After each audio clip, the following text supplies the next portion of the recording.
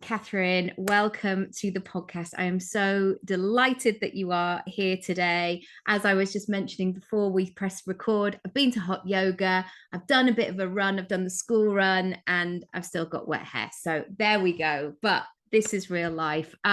Welcome. Please tell everyone who you are, what you do, what you're all about, please.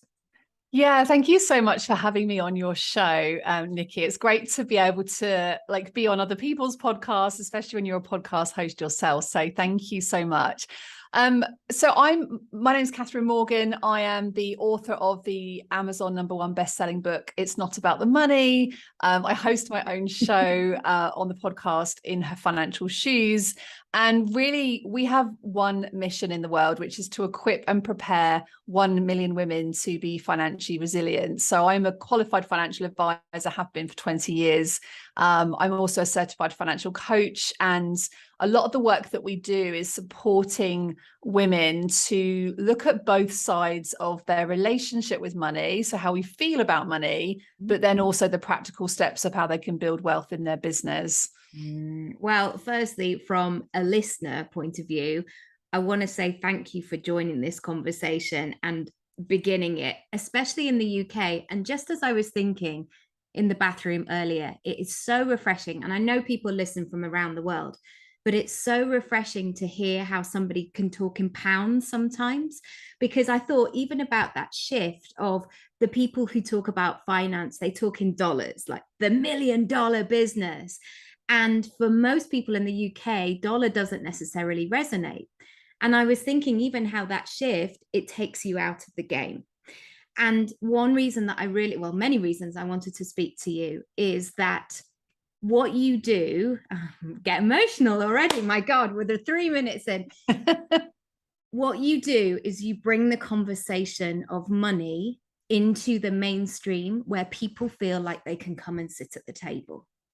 And for so many people, especially women, especially people who haven't necessarily been around money, it's felt that it's been behind a barrier. It's been behind a bank manager, the tax man, something that was hidden away, that was unavailable to them. And we've lacked that education. So where did this mission come from you, I guess? Where did you know? And was it something that you easily came to where you were like, yeah, okay, I'll be the person that talks about this? Or did you do it reluctantly where you're like, okay, I'm going to do it. I've got the call. I'm going to do it. Yeah, such a great question. So for me, the business was grown out of a personal transformation for me of coming away and out of a place of complete self-sabotage and guilt and shame around money and money secrets. So when I was a financial advisor in my 20s, I was giving people advice on how they should manage money, how they should invest, how they should grow their wealth. And I wasn't following any of the practical principles myself. So you can imagine, as a financial advisor, I knew everything there was to know, but I still wasn't doing it. And I didn't know why. And I was in this situation where I used money as a tool to make me feel better about myself. And so I gave away a lot of my own personal power to money, because I believed that money would rescue me from this feeling and belief that I wasn't deserving of love, that I wasn't deserving to feel good about myself. And it was through this personal transformation of actually really bringing awareness to how I was treating money, was really just a mirror reflection of how I was treating myself. And I really had to explore this whole transformational journey with how I felt about myself, and particularly my relationship to my body. I was very badly bullied at school. I had eating disorders all through my teenage years, and I almost lost my son to meningitis when he was 5 weeks old. And what happened for me during these times of extreme trauma is that I would overspend in an attempt to control a situation that I was out of control with. And it didn't matter how much I knew about budgeting and saving and investing and all of these concepts that no one really teaches us about anyway in the first place.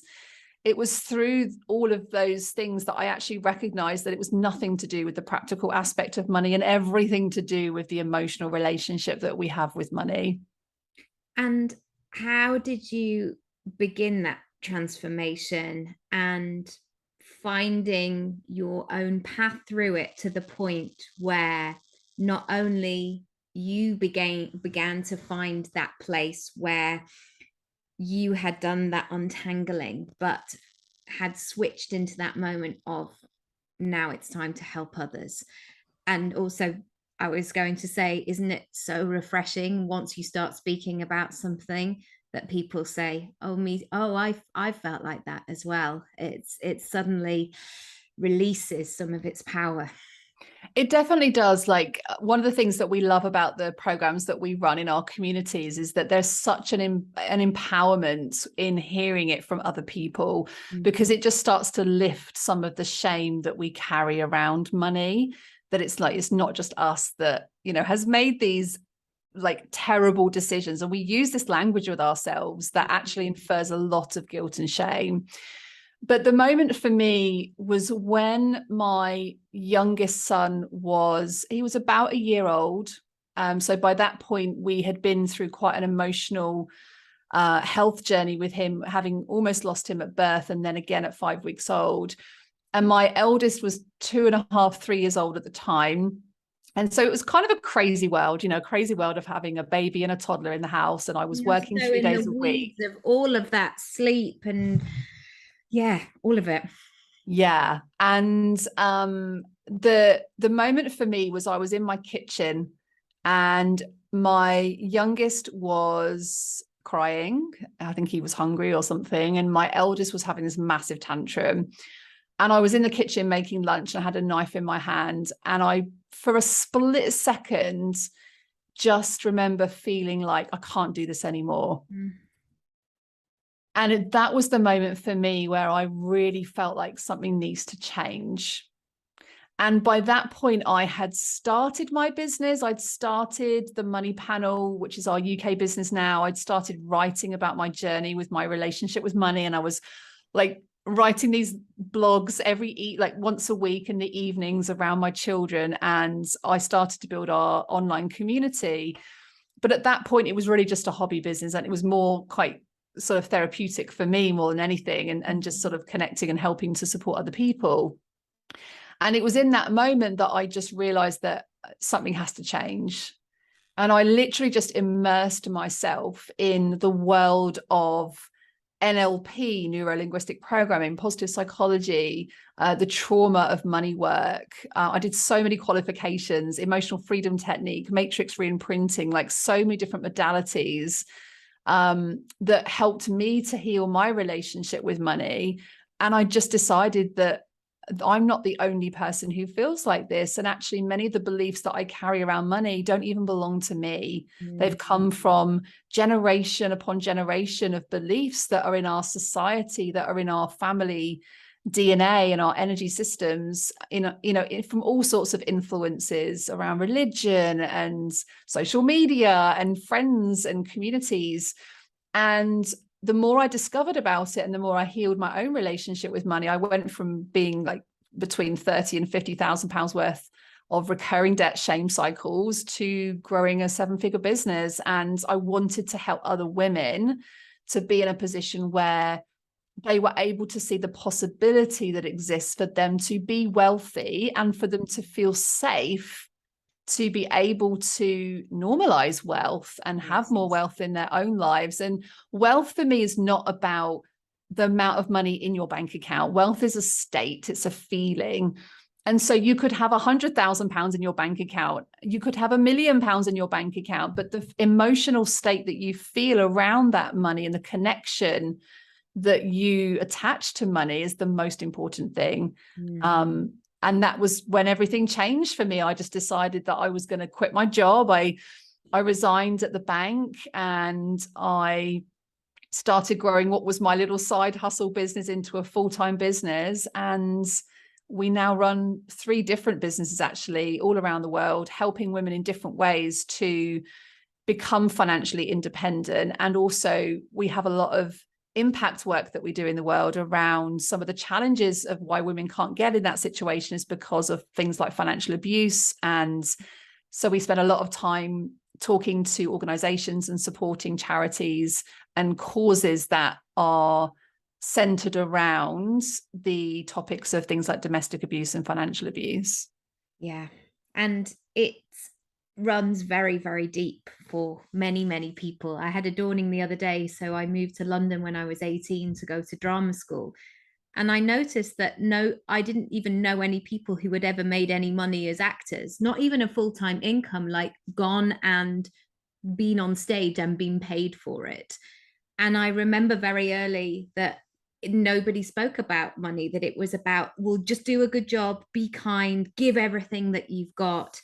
And so, how have you found that balance of serving, showing up completely, and finding that reciprocity and finding that relationship, that engagement, that sort of dance that you have with growing your business and making it profitable and exciting and expansive, and so it can do all the great things in the world, but also being able to meet people where they are? How have you found that conversation?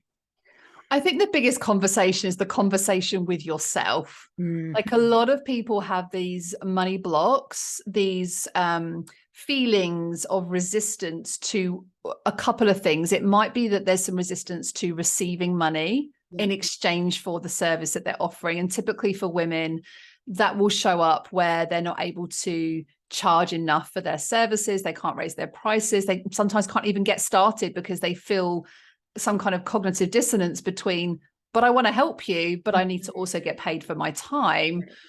Or it could present itself where typically business owners are massively overgiving in their time. They have no boundaries around the time, and time is the one most important asset that we have in life, and we just don't value it enough.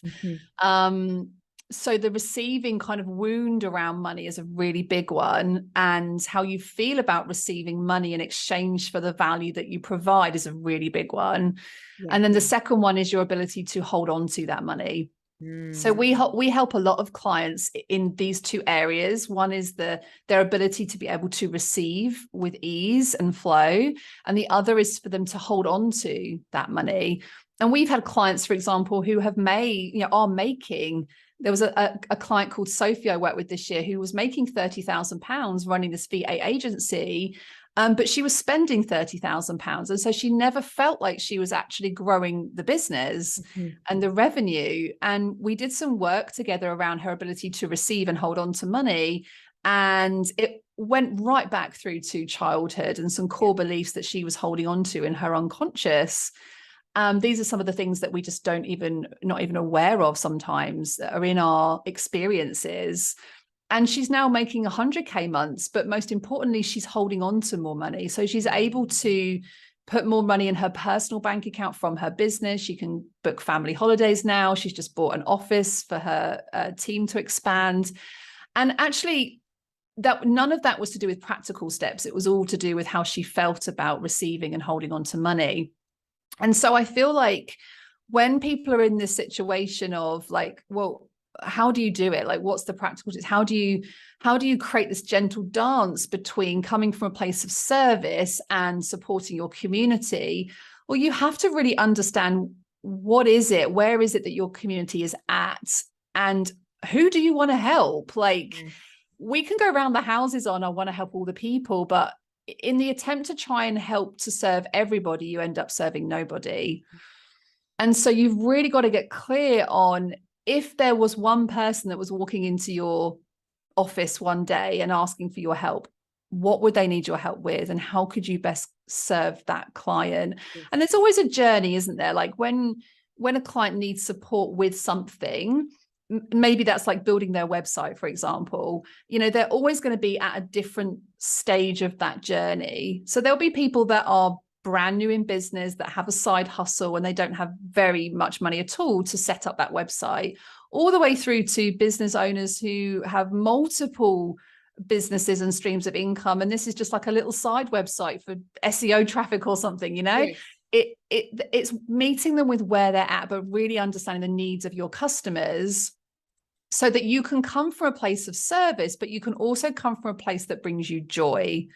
So when you're crafting your business, you've got to like think about, how do you like to serve your clients? What brings you joy? What kind of business do you want to be running? How many days a week do you want to be working? Do you want to serve those clients face to face or online, one-to-one, or in groups? Yeah. You know, it's really feeling into what brings you most joy, so that then everything you do comes from a place of service, because you've got the energy behind it that brings you so much joy.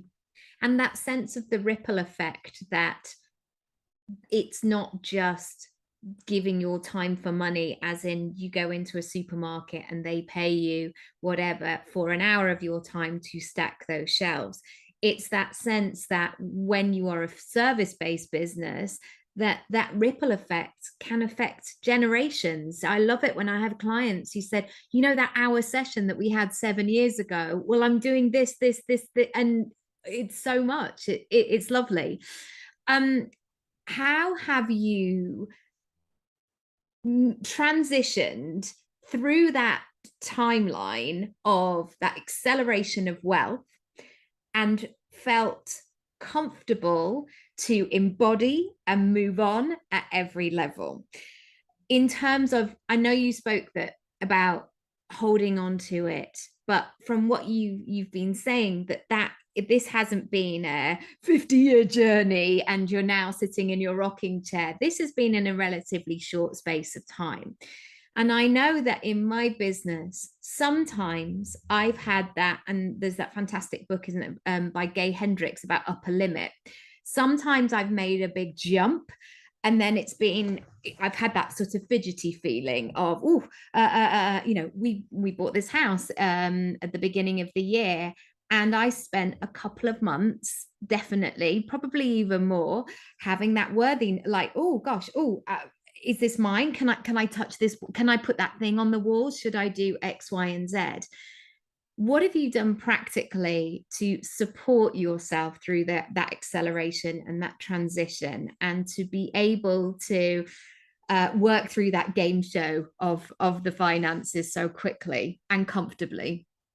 Yeah, I think it's new level, new devil, isn't it? Oh, Like every time you up level, there comes a new shift, a new level of unlayering, like not even unlayering is not the right word, but like having to process, what does this new space feel like and look like?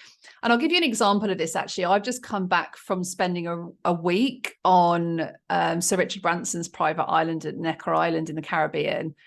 And before I went to meet with Richard, you know, I actually feel like a completely different person having come back, because, you know, little old me would have said, well, who is she to be on that island? And what has she done that's so significant to be invited to go and spend a week with Richard? But actually having experienced something new and unfamiliar, it raises your energy, it raises the vibration, it raises the experiences that you have had. And your brain is very clever. Your brain has one real main job, and that is to keep you feeling safe and secure. And that's all we want. You know, we want to feel safe and secure. We don't want to feel anxious and fearful and worried about things, especially financially. And so your brain will do its utmost to protect you. So when you have an experience that is presented in front of you, whether that's to speak on a stage or come on a podcast or set up your website or, you know, press live on Facebook to do your first social media post or whatever that is, your brain is going to go, hold on a minute. You're not good enough to speak out. You're not good enough to put this out into the world. What are other people going to say about you? What's your mum going to say? What's your brother going to say? What's your next door neighbor going to say? And the reason this goes on is because your unconscious is patterned. It has a blueprint of all of these core beliefs that you have been growing up with all the way from birth and way before that. Mm. So your brain is gonna say things like you're not deserving of this, or and you won't necessarily hear it like that, but you'll feel it in the body. You'll get a feeling of clammy hands, or I'll just go back to my to-do list because I'll do that later. Like it feels too big. And that is your brain just doing its job. And I think just recognizing that is really powerful, that this is a new opportunity for you to re-experience something brand new for yourself. And it will feel uncomfortable, but that's okay. And it's almost creating this level of safety with yourself that, it is safe for me to go and visit Richard Branson and play tennis with him. It is safe for me to communicate my impact into the world. It is safe for me to have these conversations at another level. And it's feeling that level of safety, which is the most important thing, because the body informs the brain, not the other way around. Most people think, I'll think I'm good enough, and then everything will be fine, and I'll do this money mindset work and it will fix everything. And it doesn't, because it's still at a conscious level. We have to get into the body, into the somatic work, to really inform the body first that it is safe for us to get out there and launch our websites and our businesses and get more clients and all of those things.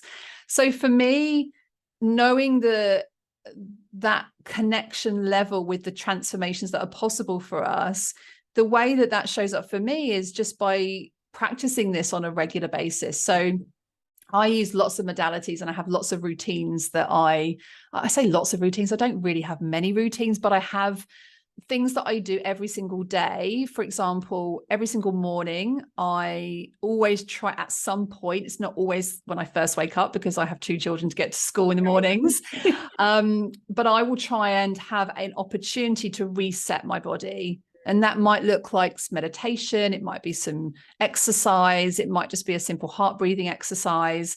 It might just be when I get to my desk, I can sit and use some EFT work with myself just to clear out any negative energy. It doesn't really matter what you do, but I think the practice of the consistency of bringing awareness to what is actually going on in your body before you actually get on with your day is really super important. And then resetting in the afternoon. Yeah. So a lot of people do this in the morning. They'll do like meditation in the morning, perhaps in the evening.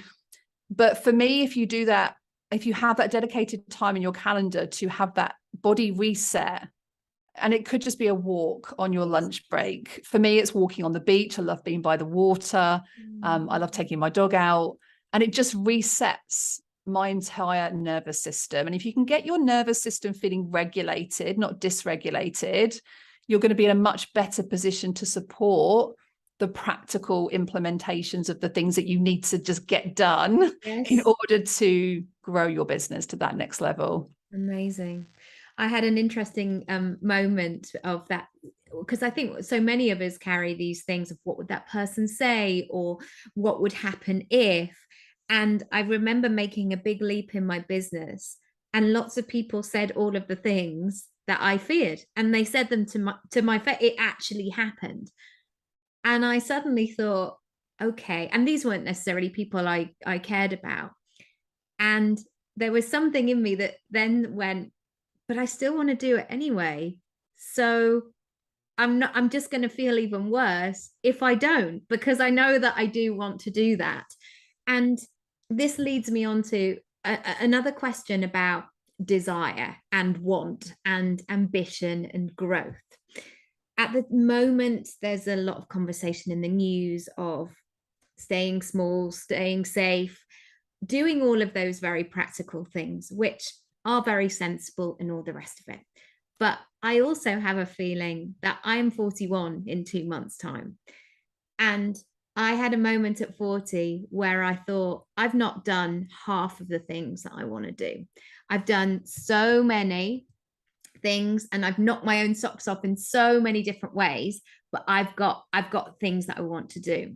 So coming out of this pandemic, I'm still thinking, I am still going to make those moves. I am still going to invest. I am still going to follow my heart and grow my business.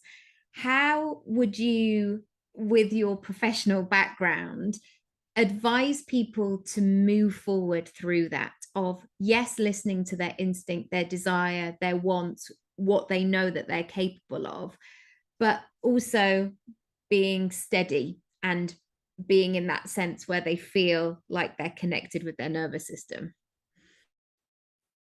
I think for me, if I've understood your question correctly there, it is about the feeling, it's about not waiting for things to happen. Like a lot of the time we tell ourselves, I desire, or, I want to move into a new house. I was having a conversation with a client today. I want to move into a house that's got some stables and it's got a retreat area that I can run retreats from. Oh, lovely. And a beautiful dream, right? And the question I asked her was, what are you doing?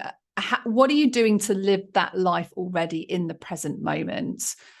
And you could see that immediate pause of, oh, because a lot of the time we feel like we're always having to wait for something to happen, that when we desire something, it has to be something that is going to happen, right, not something that is already happening. mm-hmm. And there's a really powerful, energetic feeling and movement in actually living in the present moment way more than we do. We live in this moment of, when something happens, right. When is this going to happen for me? When are things going to change? Oh, my life will be better when I quit my job, when I get the next client into the business, when I have this amazing launch, whatever the if is at the end of that sentence. And I think that actually we can practice a lot more gratitude in what we already have. And also maybe looking at things that we can get rid of in our lives that are taking away time and energy to invest in the things that we want to do. And this it may be things like, rather than watching Netflix 7 days a week in the evenings, like I'm going to commit to taking 2 evenings a week and making some progress towards this next financial goal. But I think so often we get stuck in these patterns and routines because we don't challenge the awareness around it. Yes. So I definitely feel like from a practical perspective, it's just really getting clear on what is it that you desire, but not what you desire in the future. What is it that you can start creating right now and living in the present moment? Because there's no such thing as past, present, future. Everything is in the present moment. What are we feeling? What are we experiencing? What do we hope to bring to our businesses? And shifting your energy around that is super easy. Like you can change your language, you can change your voice, you can just dance around your room and, make yourself feel good about your day, so that you're then much more well equipped to deal with the nervous system responses when we flick on the news and we see all the scarcity and fear. Like I don't watch the news for that exact reason. It takes my nervous system straight into this place of fight, flight response, and it's not conducive for anybody. So think about, what are you watching? Who are you surrounding yourself by? Who are you following on social media? And just ditch some of the things that are draining your energy to allow yourself to be more open to receive the thoughts, the next logical steps that you can then start to take. I've learned so many business lessons from a tomato plant, which is so bizarre. But my stepdad built the framework, and it's like, great, it's got strong foundations, it can start to move. And you start to see these buds appearing, and suddenly sometimes it's like, oh my goodness, that one has come out of nowhere and it's red and it's doing its thing. And then others, it's like they're slow burners. And I've just been watching it every day, but making sure that when the ones that are really ripe, I take them out, and our garden is down some sort of spiral staircases. I bring them up and show them to the family, look, these have come. And I think we have to do that in our business as well. If people want to find out more about where you are, what you're up to, and how they can experience your work, where should they go? Yeah, well, if you're a podcast listener and listening to this, come over and follow us on the podcast. Immediately. It's In Her Financial Shoes, although we're about to go through a rebrand actually of changing the podcast name to It's Not About the Money, which is the same title as the book. But if you want to get more into the practical steps of building wealth, then you can get a free copy of our book on our website. It's notaboutthemoney.com. And if you want to come into any of our programs or our community, you can head over to the Catherine Morgan website, catherinemorgan.com. And we have a special event actually coming up in October. So if you're listening to this before the 13th of October, we can just share a link with you, Nikki, that you can share in your podcast notes. And you can come just grab a free ticket to our Wealth Breakthrough experience and just really start to think about, what might be holding you back from making more money and holding on to more money. And we're going to go through quite a lot of practical things as well on that event. Wonderful. And I love that sense that you can listen, you can be involved, but you don't have to go to a big, scary conference center where the coffee's really bad and the halitosis is even worse. But you can start to listen in. So I know that financial journey and conversation is a large spectrum. So I love that feeling that you can start to just dip your toe in and just almost do that thing where you're listening through the banisters and be like, oh, okay, right, I'm going to come down one step and have a little look. But I've loved chatting so much, Catherine. Thank you so much. And yes, and what are your social handles if people want to come and find you there? I tend to hang around more on Instagram nowadays. I'm Catherine Morgan Money, so you can come and follow me on there. Wonderful, wonderful. Well, thank you so much. I've loved it. And let us know, everybody, like what your takeaways were and what you're going to do next. One of my greatest habits is like checking my banks, checking my banks, all my accounts like 2 or 3 times a day. Not because I'm like nervous about what's there or what's not, but just that sense of building that relationship like I would with my partner. Like, hi, do you want a cup of tea? Yeah, great. Bringing that lightness to it. Yeah, but thank you. Thank you for having me. Thanks so much, Nikki.